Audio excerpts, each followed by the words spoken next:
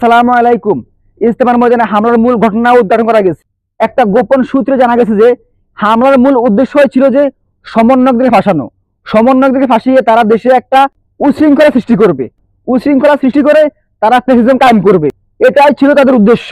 গতকাল রাতে 12টা থেকে প্রায় 2টা পর্যন্ত সাদপন্থীদের সাথে একটা মিটিং ছিল আমাদের সমন্বয়কদের। সেই মিটিং চলাকালীন মিটিং এর এক পর্যায়ে সাদপন্থী একজন ভক্ত সে ফেসবুক লাইভে এসে বলে যে সমন্বয়করা তাদেরকে বলছে যে তারা ইজতেমার ময়দানে সবার আগে ইজতেমা করতে পারবে, তারা জোর করতে পারবে এবং সমন্বয়করা তাদের সাথেই আছে।